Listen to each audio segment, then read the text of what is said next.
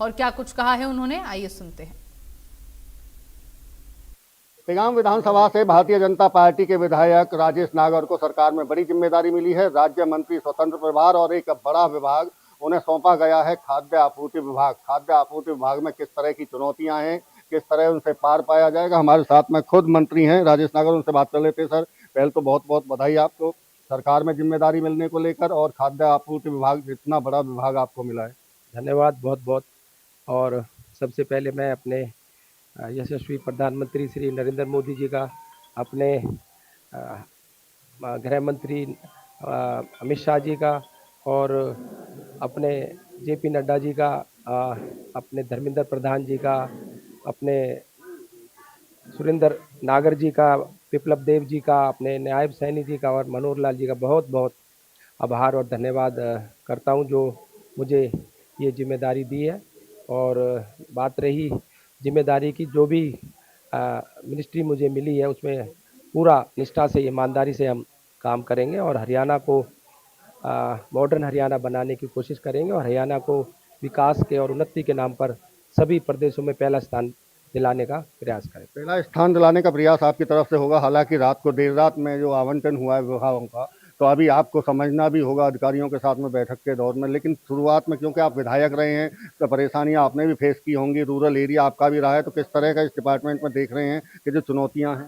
देखो, आज मैंने अभी 3 बजे अधिकारियों की मीटिंग बुलाई है और उसमें सभी अधिकारी हमारे आ रहे हैं, और जो भी कमी रहेगी या जो भी काम नहीं कर रहे सही, या जो डिपो होल्डर्स की कई बार शिकायतें आती हैं कि भी राशन टाइम से नहीं बांट रहे, राशन कम बांट रहे हैं, राशन सही तरह से नहीं बांट रहे, तो उनको जो भी ऐसी शिकायतें आएंगी उन पर कार्रवाई की जाएगी। और अभी बैठक में आज मैं जो ले रहा हूँ 3 बजे, उसमें जो भी चीज़ें आएंगी, शिकायतें आएंगी, उनको भी हम दूर करेंगे। सर, दो तीन सवाल हैं आपके डिपार्टमेंट के इंटरनल। एक तो स्टाफ की बहुत बेहद कमी है, टाइम पे वक्त पे काम पूरा नहीं होता, और इसलिए शिकायतें भी इसीलिए हैं कि टाइम पे राशन नहीं बचा। देखो, आपको पता है हम समय समय पे जो भर्तियां करते रहते हैं, भर्तियां की भी है, पर दूसरे जो लोग जो नहीं चाहते कि भर्तियां हो, कोर्ट में चले जाते हैं। और लोग कहते हैं कि भाई कि ये को गैंग बना रखा है एक तरह से, कि कोई भी कोई नौकरी मांगने आता है या नौकरी की भर्ती होती है तो कोर्ट में जाने से उनमें कमियां आ जाती है, तो उनको हम दूर करेंगे और नई भर्तियां हम करके जो भी हमारे जहाँ भी डिपार्टमेंट में जिसी भी उसमें कमी है उनको पूरा करेंगे। एक राशन वितरण को लेकर, समानता को लेकर सवाल उठते हैं कि पूरे स्टेट में जो राशन जो वितरण होता है सरकार की तरफ से जो दिया जाता है, वो काफ़ी दूर से, कई बार फरीदाबाद का भी अगर उदाहरण लें तो सिरसा और हिसार से राशन लाना पड़ता है, इसलिए डिले भी होता है। तो ये समान वितरण हो, इसको लेकर तो क्या प्रयास रहेंगे? देखो, इसके लिए हम बैठक करेंगे और जो भी इनका हल हो सकता होगा उसका हल निकाल कर उसको, जो भी कमियां हैं उनको दूर करेंगे, और किसी को भी कोई दिक्कत ना आए उसी तरह का एक कोई अलग से हम एक तरीका ढूंढ कर लेकर आएंगे कि भाई राशन जो इतनी दूर से ना आकर उसका कोई और बीच में कोई पॉइंट बनाया जाए जहाँ से राशन हम ले सकें, क्योंकि आप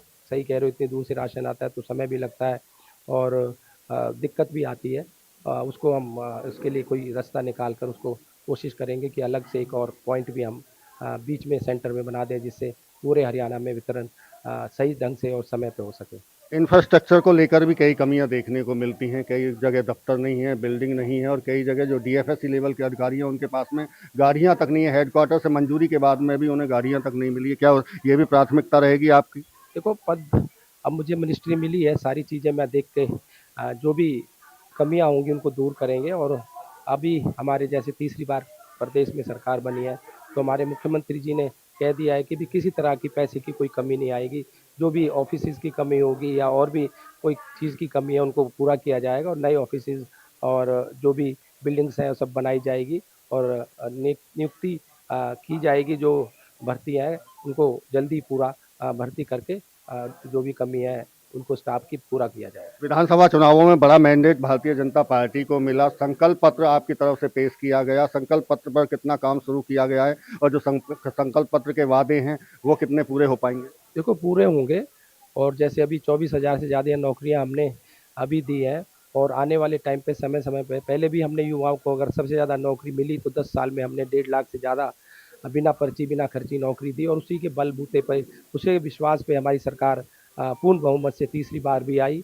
और जो भी हमने वादे किए हैं, जो भी हमारे मैनिफेस्टो में है, उनको सबको चरणबद्ध तरीके से जल्दी पूरा करेंगे। एक आखिरी सवाल आपसे, चूंकि जिस वक्त आप शपथ ले रहे थे तो आपके परिवार की महिलाएं चाहती थी आपसे, उनकी उम्मीद ये है कि लड़कियों की शिक्षा निःशुल्क हो और गौशाला पे ज़्यादा ध्यान दें आप, तो क्या उस तरफ कदम उठाना शुरू किया है आपने? देखो, गौशाला का तो आपने देखा होगा, 40 करोड़ से ज़्यादा हमने अभी जो राशि गौशालाओं को दी थी, और अलग से भी हम इस पे एक बजट अलग बनाकर, एक जो हमारा बजट आएगा उसमें अलग से एक फंड देंगे, जिससे हमारी गौशालाएं जो चल रही हैं, जिनमें पैसे की कमी रहती है और फंड्स की वजह से हमारे वो सही तरह से नहीं चल पा रही, उन पे पूरा ध्यान देते हुए अलग से बजट हम देंगे। और महिलाओं के लिए जो बात कही, इसका हम ध्यान रखेंगे। और वैसे भी जो कॉलेजों में, स्कूलों में फीस है, नाम मात्र की फीस है, और उनकी महिलाओं बच्चियों के लिए तो हमारी वैसे भी जो सर्विसेज है बस में, वो हमने फ्री कर रखी है।